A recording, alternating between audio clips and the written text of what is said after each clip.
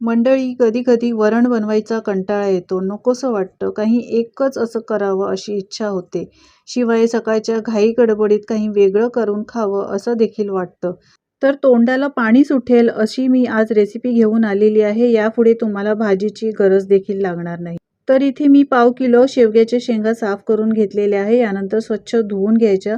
आता ही रेसिपी बनवण्यासाठी इथे एक वाटण बनवणार आहोत. तर मिक्सरच्या भांड्यामध्ये 1 वाटी किसलेलं खोबरं घालायचं आहे. यानंतर 2 चमचे शेंगदाणे म्हणजे थोडेसे शेंगदाणे घालायचे. यानंतर 1 हिरवी मिरची, 1 आल्याचा तुकडा आणि 10-12 लसणाच्या पाकळ्या घालायच्या आहेत. आता थोडंसं पुदिन्याची पानं घालायची आणि मूठभर कोथिंबीर घालायची आहे. आता गरज लागेल तसं यामध्ये पाणी घालायचं आणि मिक्सरला याची बारीक पेस्ट करून घ्यायची. या वाटणामुळे ही रेसिपी जी आहे ती चवीला खूपच भन्नाट लागते. हे वाटण बनवून तुम्ही फ्रीजमध्ये ठेवू शकता आणि यानंतर याचा वापर देखील करू शकता. तर आपलं हे वाटण आता तयार झालेलं आहे. चला तर आता रेसिपीला सुरुवात करूयात. तर इथे मी कढई गरम केली आहे. 2 ते 3 चमचे तेल घालायचं. यानंतर 1 चमचा मोहरी, 1 चमचा जिरं. मोहरी आणि जिरं चांगलं तडतडलं की यामध्ये हिंग पावडर घालायची आहे. 10 ते 15 कढीपत्त्याची पानं घालायची. एक मोठा बारीक चिरून घेतलेला कांदा घालायचा आणि कांदा चांगला गुलाबी रंग येईपर्यंत परतवून घ्यायचा. गॅस मी लो टू मीडियम ठेवलेला आहे. कांदा चांगला कलर चेंज झाला आहे. मसाले घालूया. पाव चमचा हळद पावडर, 1 चमचा काश्मीरी मिरची पावडर, 1 चमचा धणे जिरे पावडर आणि 2 मोठे चमचे कांदा लसूण मसाला घातलेला आहे. कांदा लसूण मसाला चांगला तेलावर परतून घ्यायचा. यानंतर आपण वाटण जे केलं होतं ते वाटण घालायचं आहे आणि ते देखील या तेलावर छान असं खमंग सुगंध सुटेपर्यंत आणि तेल सुटेपर्यंत परतवून घ्यायचं. यामध्ये चवीप्रमाणे मीठ घालायचं आहे आणि मीठ देखील परतवून घ्यायचं.